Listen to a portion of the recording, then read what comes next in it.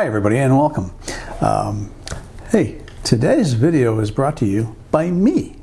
So what I'm going to do is, here's a discount code, and it is good for up to $10 off any product featuring one of my images at my Fine Art America gallery, the link to which you will find down in the description. And so obviously $10 off. Getting the full $10 is dependent on how much you spend, but you can get a plethora of products besides prints featuring my images. So that'd be one way of showing your support for the channel and also getting gifts for the holidays right now. But today we're going to talk about stock photography a little bit and a book I found while cleaning up. So back in the 90s, there were stock photography catalogs. There were a couple. One was called the Stock Workbook, and the other, and there might have been more than two, but the two that I'm familiar with, the Stock Workbook and Black Book Stock. And this is the 1991 edition. I think this might have been the first edition of this thing. But back in the 90s, stock photography agencies, as well as independent photographers who were primarily shooting stock, could buy space in a book like this that then was sent out to ad agencies and publishers and so on with samples of those photographers and agencies' stock photography. So I thought it might be interesting to take a look at this. And also, you can find these things obviously used online, but you have to do a search on Creative Black Book Stock Photography. If you do Black Book Stock Photography, you're going to get a lot of stock photos of black books. But if you do Creative Black Book Stock Photography, you can find copies of this. And I think I saw one on eBay for around 15 bucks. But my thinking about this is that it might be, these things may be a good resource for someone who's interested in shooting stock today. But what's really the other amazing thing is how many stock agencies there were back then. And then we had the great disruption with royalty-free and digital photography and mergers during the 90s and the 2000s. And so that's kind of, you know, I think that the actual number may have increased recently with online agencies, but for a while there, you know, everything was getting consolidated. But I thought I'd just show some images. This was a stock agency called Photonica. Looks like a lot of conceptual stuff. Here's a stock photo that would sell today, some marijuana leaves, given that cannabis is rapidly becoming legal in a lot of states. This is an agency called Photo Vault. Probably not a very big agency. A lot of these agencies were not huge companies. They might have been a mom and pop operation. It's very interesting how the G9's autofocus grabs onto that face.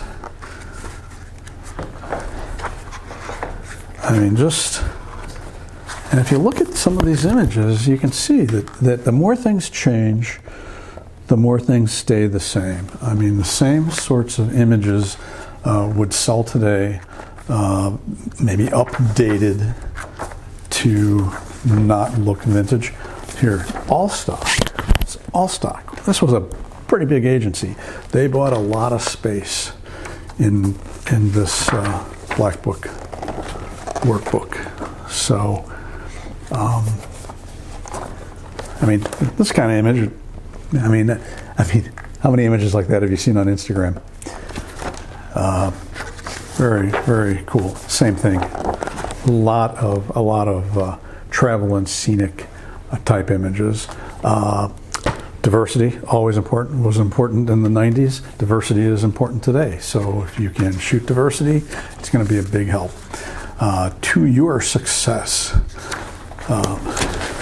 Transportation of all types, again, still going to be a seller today. There's an agency that has historic style images. I don't know if this is a vintage photo or they actually did this and made it look vintage. I suspect this was done in a studio, not at the beach. The lighting is just so perfect. I remember Focus on Sports. Yes, Focus on Sports. Here are some photos of the greats. That's Willie Mays, Johnny Unitas, amazing quarterback. This one down here. This is Walter Payton.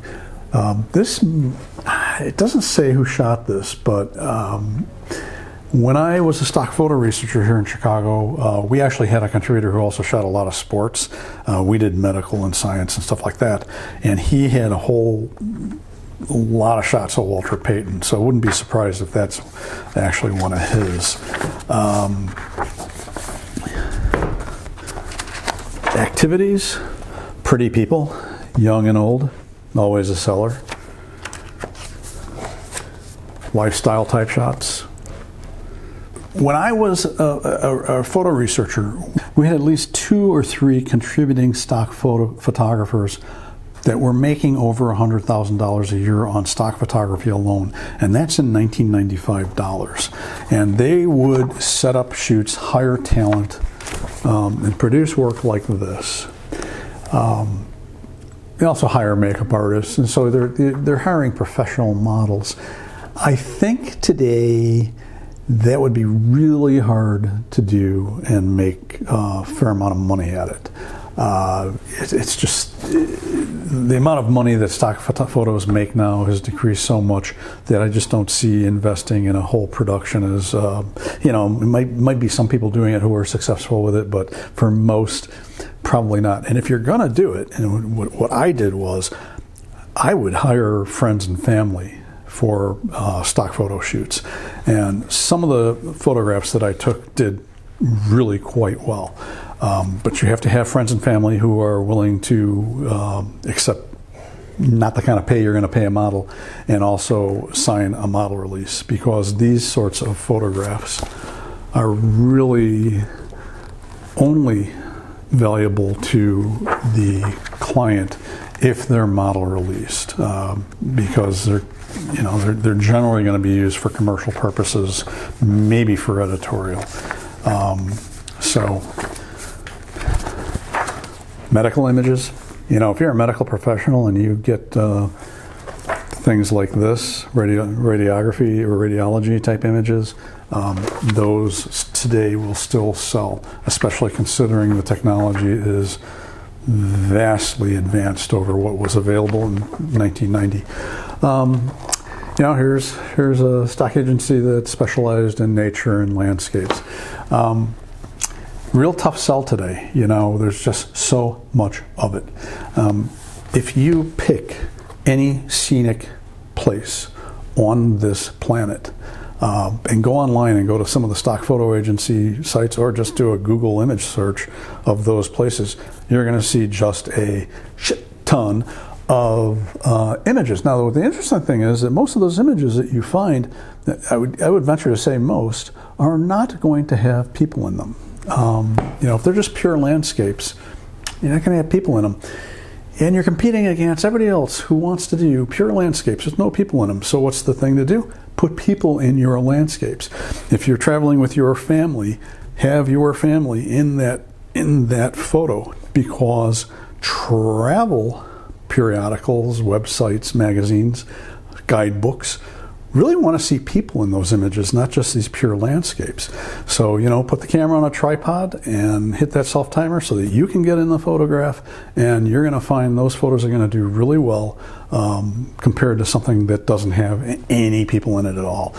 Now, if you take photos of a landscape and there's people you don't know in it, you can still license those for editorial use, but you can't do it for commercial use because you don't have model releases. So make sure when you submit, and all stock agencies are going to have a little thing that tells, and if they don't have a box that you can click saying sell for editorial only, put it in the caption, sell editorial use only. I love this one. Too beautiful to be stock. That's pretty super neat. It's actually the agency name was Joan Kramer and Associates. But too beautiful to be stock. But you know, I mean, it's nice. But there are plenty of other images in this stock images in this book that are up there in beauty. Here, my employer, custom medical stock photo. They shut their doors probably coming up on 10 years ago at least now. Just decided not to pursue the business anymore. It was getting pretty tough. But that's where I got my start in professional photography. Yeah, anyway, just thought that this might be interesting for people. So again, if you do a search, Creative Black Book stock photography, you can find these things. And you know, if it's something that you think is interesting or helpful, it might be worth buying a copy of this. So anyway, hopefully that was interesting to you. If it was, please hit that like button. And don't forget about the deal, $10 off any product featuring my images at my Fine Art America gallery. I'm Todd Banner, and I will see you next time.